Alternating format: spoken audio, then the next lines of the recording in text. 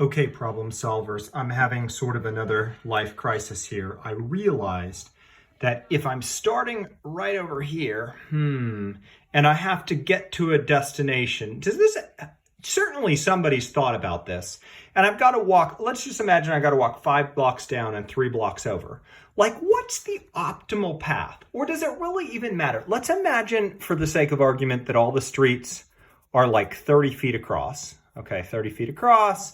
And maybe each block, we'll just imagine that they're 200 yards squares. So every block is 200 yards by 200 yards.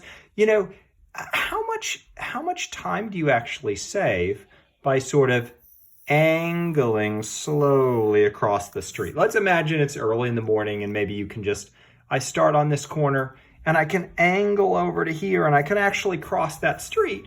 Or, you could use the crosswalk if you wanted to go slow and then go across, but everybody knows that hypotenuse of a triangle is faster.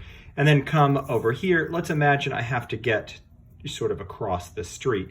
So, can I do that? Or should I come here and then do that and then do that and then walk around this block and go here and here?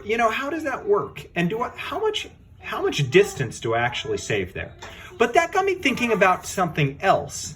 And let's see, the other thing is, what happens here if we have a freeway? Let's imagine you're on the outside lane of a freeway, and let's imagine there's a curve. Let's imagine, just for simplicity, and I've thought about this so many times while I'm on the road, I don't know if it matters, but let's imagine there's a half-mile bend. So on the inside, this road bends a 90-degree turn in a half mile. Okay, and let's imagine there's 100 feet of road going one way and 100 feet of road going the other way.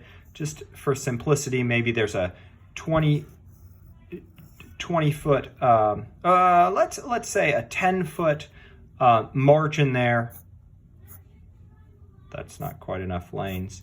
4 lanes that are each 20 feet, and then another 10 foot margin there, and vice versa, and on the other side. And so I guess my question then is, how much do you actually save versus going on this outside lane if you switch lanes and go through the middle? Zoom. And does it really matter? Do you save more if you're on the outside than if you're on the inside, or is it ultimately the same? So if you haven't thought about that, you should. And I'd really like to know the answer. Practically, how much better is it? Is it even worth your time? And you ought to be thinking this next time you're on the freeway.